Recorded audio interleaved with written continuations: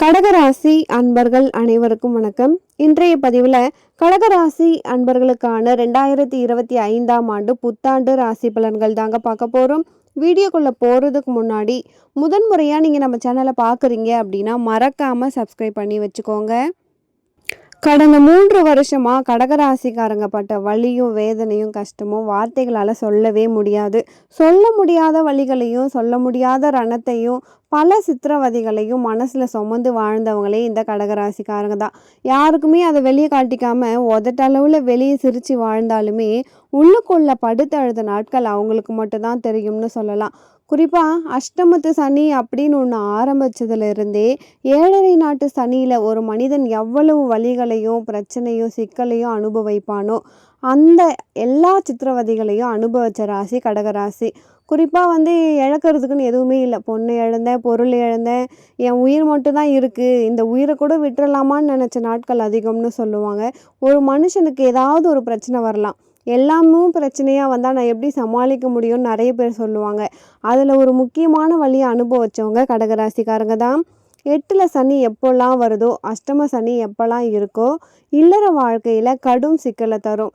இந்த கடந்த ஒரு 3 வருஷத்தில் எடுத்து பார்த்தா கடகராசியில் இருந்த அதிக பேருக்கு திருமண வாழ்க்கை கடுமையாக பாதிப்பட்டிருக்கும். ஒன்று திருமண தடை வரும். அது கடக ராசியாக இருந்தாலும் சரி, கடக லக்னமாக இருந்தாலும் சரி. ஒன்று திருமண தடை, அப்படி இல்லைன்னா திருமணமாகி திருமணத்துக்கு பிறகு வாழாமல் கூட இருந்திருப்பாங்க. அப்படி இல்லைன்னா கணவன் மனைவிக்குள்ள சண்டை சச்சரவு பிரச்சனை, அப்படியும் இல்லைன்னா இள வயதில் திருமண வாழ்க்கையை விவாகரத்து பண்ணி வெளியே வந்தவங்க அதிகம். இன்றைக்குமே பார்த்தா மறுமணத்துக்காக காத்துக்கிட்டு இருக்கவங்கள கடகராசிக்காரங்களும் நிறைய பேர் இருக்காங்க கடந்த 3 வருஷத்தால். அப்போது காரணம் என்னென்னா அஷ்டமத்து சனி. இந்த சனி காலத்தில் இவ்வளோ கஷ்டப்பட்டிருப்பீங்க. அந்த அத்தனை கஷ்டங்களும் மாறக்கூடிய வருஷமாக இந்த 2025ஆவது வருஷம் இருக்க போகுது. ஒட்டுமொத்த 12 ராசிகள்லேயுமே மிக முக்கியமான பலன்களாக பார்க்கக்கூடிய ராசியில் கடக ராசி ஒன்று. ஏன்னா இதுக்கு முன்னாடி இருந்து வந்த அந்த சனியால் ஏற்பட்ட எல்லா வழிகளும் மாறும். 3 வருஷம் நம்ம வாழ்க்கையே இப்படி தான், நம்ம வாழ்க்கையில் ஜெயிக்கவே முடியாது, நம்ம கதையே முடிஞ்சு போச்சுன்னு நினச்சவங்க எல்லாருமே மறுபடியும் வீறு கொண்டு எழுந்து உங்கள் வாழ்க்கையில் மிகப்பெரிய வெற்றியை பெறக்கூடிய காலம். குறிப்பாக இல்லற வாழ்க்கையில் இருந்து வந்த எல்லா சிக்கல்களும் கடகராசிக்கு தீரும். பிரிஞ்சு வாழ்ந்த தம்பதியர்கள் ஒன்று சேர போகிறாங்க. திருமண பாக்கியத்தை எதிர்பார்த்து காத்திருந்த பிள்ளைகள் அத்தனை பேருக்குமே திருமணம் நடக்கும். கணவன் மனைவி பிரிஞ்சு அடுத்த மறுமணத்துக்காக காத்துட்ருக்கவங்களுக்கும் நிச்சயமாக கணவன் மனைவி வாழ்க்கையில் சந்தோஷமாக வாழக்கூடிய வாய்ப்பு கிடைக்க போகுது. பணம் சார்ந்த விஷயத்தில் இருந்து வந்த சிக்கல்கள் கடகராசிக்கு தீரப்போகுது. கடந்த காலத்திலலாம் 10 ரூபாய் யார்கிட்ட கேட்குறதுன்னு நினச்சி வருத்தப்பட்டிருப்பீங்க. லட்சத்தை எண்ணி பார்க்காம செலவு பண்ண கையே 1000 தொட்டு பார்த்து செலவு பண்ணுச்சுன்னு புலம்பின உங்களுக்கு கடவுள் புண்ணியத்தில் மிகுந்த லாபத்தை கடவுள் உங்களுக்கு ஏற்படுத்த போகிறாரு. குடும்ப வாழ்க்கையில் அமைதியும் நிம்மதியும் சந்தோஷமும் குதூகலமும் பிறக்கக்கூடிய ஒரு காலம். புதிய தன்னம்பிக்கையோடும் தைரியத்தோடும் வாழ்க்கையில் ஜெயிக்கக்கூடிய ஒரு அற்புதமான வருஷம் இந்த 2025ஆவது வருஷம். புதிய நண்பர்கள் அறிமுகமாக போகிறாங்க.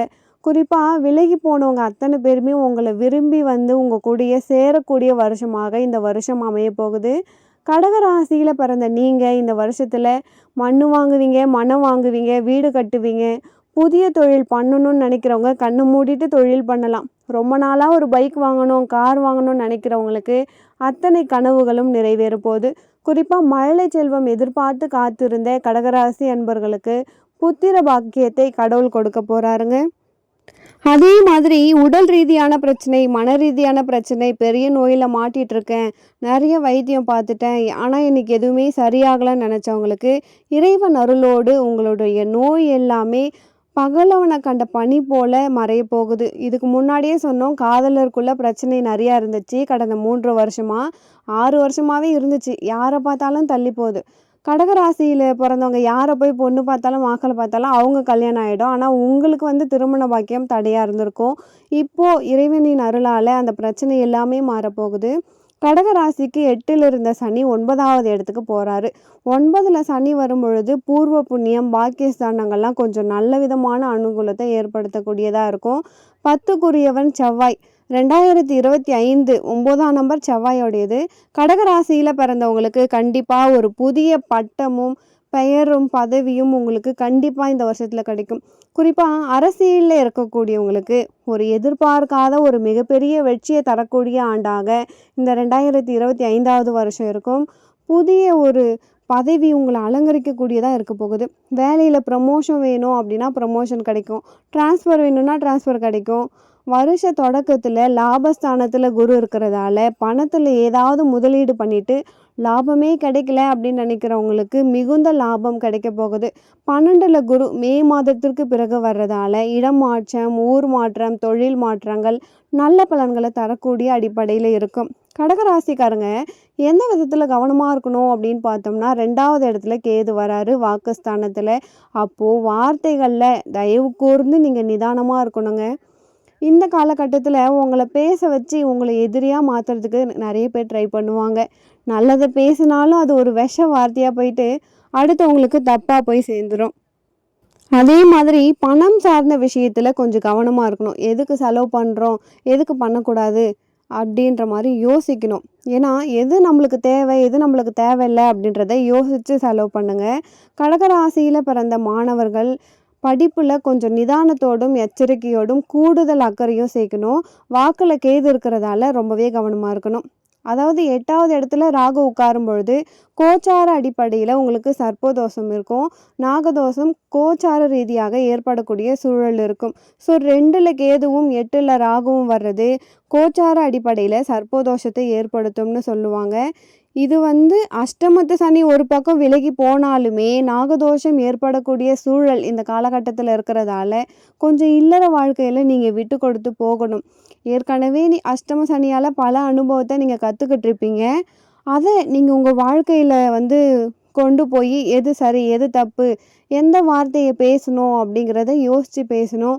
இல்லற வாழ்க்கையில் இருக்கக்கூடிய கணவன் மனைவியாக இருந்தீங்க அப்படின்னா விட்டு கொடுத்து போங்க. விட்டு கொடுத்து புரிதலோடு நீங்கள் நடந்துக்கிட்டீங்க அப்படின்னா இந்த வருஷம் உங்களுக்கு மிக சிறந்த வருஷமாக இருக்கும். ஸோ இதில் மட்டும் ரொம்பவே கவனமாக இருங்க. டாக்குமெண்ட் சம்மந்தமான விஷயத்தில் நீங்கள் கையெழுத்து போடுறது, பேங்க் சம்மந்தமான விஷயத்தில் முடிவுகள் எடுக்கிறது எல்லாமே நீங்கள் கொஞ்சம் கவனத்தோடு இருக்கணும். கூட்டு தொழிலையுமே நீங்கள் ரொம்பவே கவனமாக இருக்கணுங்க. இதில் மட்டும் நிதானமாக இருந்தாலே போதும். கடகராசிக்கு ஒரு மிக சிறந்த பொற்காலத்துக்குரிய வருடமாக கண்டிப்பாக அமைய போகுது. மார்ச் மாதத்திற்கு பிறகு கடகராசி அன்பர்களின் உங்கள் காட்டில் ஒரு மழை தான். அதாவது அந்த மழையினுடைய நீரை நீங்கள் சரியான விதத்தில் சேகரித்து அதை பயனுள்ளதாக மாற்றிக்கிறது உங்கள் கையில் தாங்க இருக்குது. கடகராசிக்காரங்களை பொறுத்த வரைக்கும் தொழில் ஸ்தான கிரகமாக பார்க்கக்கூடியது 4ஆம் அதிபதியாக வரக்கூடியது சுக்கிரன். சுக்கிரன் அப்படின்னும் பொழுது கலைத்துறை சார்ந்த, கலைப்பொருள் சார்ந்த, அதாவது அழகு சாதன பொருட்களோ, ஒரு வாசனை திரவியம் சம்மந்தமானதோ, பியூட்டி பார்லரோ, பியூட்டிஷியன், மேக்கப் ஆர்டிஸ்ட்டு இவங்க எல்லாருக்குமே கொஞ்சம் பீக்கில் இருக்க வருஷமாக இந்த வருஷம் இருக்கும். நியூஸ் ரீடர்ஸ் இல்லை மீடியா ரிலேட்டடாக இருக்கவங்க எல்லாருக்குமே பெரிய மாற்றம் தரக்கூடிய வருஷமாக இந்த வருஷம் இருக்கும். கடகராசிக்கு பார்க்கும் பொழுது அதிகார பொறுப்பில் இருக்கவங்களுக்கு ரொம்பவே நல்லாயிருக்கும். அரசியல் சார்ந்தவங்களுக்கெல்லாம் ரொம்ப ஜாக்பாட்டுக்கான வருஷம். காவல்துறையில் இருக்கிறவங்களுக்கு, இராணுவத்தில் இருக்கவங்க இதில் எல்லாருக்குமே ரொம்பவே முக்கியமான வருஷமாக இந்த வருஷம் இருக்கும். அரசு துறையை சார்ந்து இருக்கிறவங்களுக்கு, அரசாங்க உத்தியோகத்தில் இருக்கிறவங்களுக்கு எல்லாருக்குமே மகிழ்ச்சி தரக்கூடிய பல செய்திகளை இந்த 2025வது வருஷம் கண்டிப்பாக கொடுக்கும். ஏன்னா செவ்வாயின் ஆதிக்கத்தில் வருது, கடகத்துக்கு 10ஆம் அதிபதியும் அவர் தான். அப்போது அந்த அடிப்படையில் ஒரு நல்ல வருடமாக உங்களுக்கு அமைய போகுதுங்க. கடகராசிக்காரங்களை பொறுத்த வரைக்கும் 2025வது வருஷம் முழுவதுமே உங்கள் வாழ்க்கைக்கு ஒரு மிக சிறந்த வருஷமாக அமையணும் அப்படின்னா நீங்கள் செய்ய வேண்டிய முக்கியமான ஒன்று, பௌர்ணமி நாளில் உங்களுக்கு பக்கத்தில் இருக்கக்கூடிய சிவாலயம் எந்த கோவிலாக இருந்தாலுமே சரிதான், அந்த சிவபெருமானின் திருக்கோவிலுக்கு பௌர்ணமி நாளில் போயிட்டு அங்கே இருக்கக்கூடிய இறைவனுக்கு உங்களால் முடிஞ்ச வில்வ மாலையோ, இல்லை நந்தி பகவானுக்கு ஒரு அருக மாலையோ, இல்லை அபிஷேக பொருள் ஏதாவது ஒன்று உங்கள் சக்திக்கு எது பிடிக்குமோ அதை நீங்கள் வாங்கி கொடுத்து மனதார பிரார்த்தனை பண்ணிட்டு வந்தாலே போதும். குறிப்பாக பௌர்ணமி நாள் ஏன் அப்படி சொல்கிறேன்னா, குறிப்பாக சந்திரனுக்குரிய கிரகம் கடகத்துக்குரியது. கடகம் அப்படிங்கிறது சந்திரனை குறிக்கக்கூடியது. அப்போது சந்திரனின் முழு ஆதிக்கமும் உங்களுக்கு பௌர்ணமி அன்னைக்கு இருக்கும். ஸோ பௌர்ணமி நிலவொளி உங்கள் மீது படும் பொழுதும், குறிப்பாக இன்னும் ஈஸியாக சொல்லணும் அப்படின்னா, அந்த கோவிலுக்கு போயிட்டு ஒரு 2 நிமிஷம் நீங்கள் நிலாவோட பேசுங்க. உங்கள் மனசில் எதை நினைக்கிறீங்களோ அது நிச்சயமாக நடக்கும். கடகராசிக்காரங்களுக்கு இது ஒரு தாந்திரிக பரிகாரம் மாதிரியே. பௌர்ணமி அன்று நீங்கள் பக்கத்தில் இருக்க சிவாலயங்களுக்கு சென்று பஞ்சதீபம் நமச்சிவாயம்னு சொல்கிற மாதிரி 5 அகல் விளக்குகளை ஏற்றி வச்சு இறைவனை மனமுருக பிரார்த்தனை பண்ணி ஏதாவது உங்களால் முடிஞ்ச பொருளை நீங்கள் இறைவனுக்கு பிரசாதமாக படைச்சிட்டு அதுக்கப்புறமா கோவிலில் உட்காந்து 2லேருந்து ஒரு 5 நிமிஷம் அங்கே இருக்கக்கூடிய சந்திரனோடு பேசுங்க. உங்கள் மனசில் இருக்க எல்லாத்தையுமே அந்த நிலா கிட்ட சொல்லுங்கள். அது உங்களுக்கு மிகப்பெரிய வெற்றியை தந்தே தீரும். கடகராசிக்காரங்களுக்கு கிட்டத்தட்ட 90% மேலனே சொல்லலாம். இவங்களுக்கு பெர்சன்டேஜே கொடுக்க முடியாத அளவுக்கு ஒரு நல்ல வருஷமாக இந்த வருஷம் இருக்க போகுது. ஸோ எளிமையாக சொல்லணும் அப்படின்னா, நீங்கள் பட்ட எல்லா வலிக்கும், கஷ்டத்துக்கும், பிரச்சனைக்கும், மன உளைச்சலுக்கும் மிகப்பெரிய தீர்வை கொடுத்து புதிய தன்னம்பிக்கையோடும் ஒரு தைரியத்தோடும் ஒரு தெளிவோடும் செல்லக்கூடிய மிக சிறந்த வருஷமாக இந்த வருஷம் அமைய போகுதுங்க. உங்களுக்கு எல்லா வலிகளும் கடவுள் அருளோடு தீரப்போகுது. மேலும் உங்கள் வாழ்க்கையில் நீங்கள் சீரும் சிறப்போடும் செல்வ செழிப்போடும் வாழ நானும் இறைவனை பிரார்த்திக்கிறேன். ஒரு நல்ல பதிவில் மீண்டும் உங்களை சந்திக்கிறேன். நன்றி.